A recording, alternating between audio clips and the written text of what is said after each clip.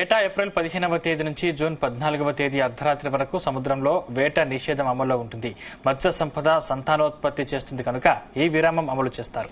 ఇక ఈ 2 నెలల కాలానికి మత్స్యకారులకు 10,000 రూపాయల వంతున ప్రభుత్వం పరిహారం ఇస్తుంది. గత ఏడాది జూన్లో ఎన్నికల కారణంగా ఈ పరిహారం ఇవ్వలేదు.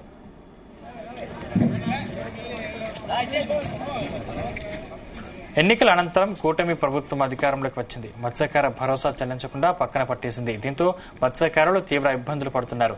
గత 2 నెలలుగా వాతావరణం సహకరించకపోవడంతో వేటకు కూడా వెళ్లడం లేదు.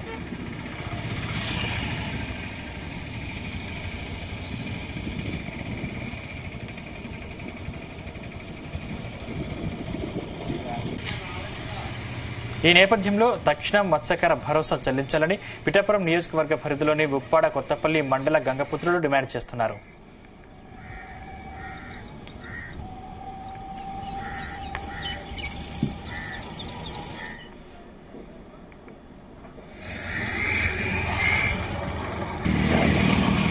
గతంలో 2024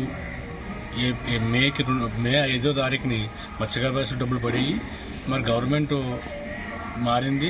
ఆగస్టులో వేస్తారనుకున్నాం, అలాగే మత్స్యకార దినోత్సవంలో వేస్తారనుకున్నాం. 20,000 చెప్పని ఇక్కడ వరకు వేయలేదు.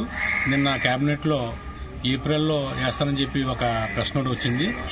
ఏంటంటే గత 1 సంవత్సరం అయిపోతుంది, అంటే 20,000 రూపాయలు 3,800 పేర్లు లాస్ అయిపోవాలా అని ఒక అపోహ ఉంది. అలా కాకుండా గత ప్రభుత్వం వెంటనే ఇచ్చింది కాబట్టి ఈ ప్రభుత్వం కూడా వెంటనే ఇవ్వాలని కోరుకుంటున్నాం. ఆ పేరు ఉప్పాడ మత్స్యకార నాయకుడు. గత ప్రభుత్వంలో ఉన్నప్పుడు ఆ మత్స్యకారులు బ్యాండ్ డబ్బులు 10,000 పడి తర్వాత మే నెలలో ప్రతి ఒక్కరికి కూడా పడిపోయి ఇప్పుడు బేగా పట్టలేదని చాలా మంది అల్లాడిపోతున్నారు. మత్స్యకార డబ్బులు పడితేనే మత్స్యకాడికి కైకల్లా అది కాయగలడు, అంత కాయినాడు. ఈ బ్యాండ్ పీరియడ్ రాబడికి ముందు మత్స్యకార డబ్బులు పడిపోవాలి. గత కాలంలో గత ఎలక్షన్లోనూ మత్స్యకారులకి వేటగాళ్ళ డబ్బులు అన్ని వేసేవారు. ఇప్పుడు జూన్ నెలలో వేస్తానని వేయలేదు. మా పరిస్థితులు ఏంటో అర్థం అవ్వలేదు. ఆడవాళ్ళకి 18,000 కాడ వేసేవాడు 3 సంవత్సరాలు.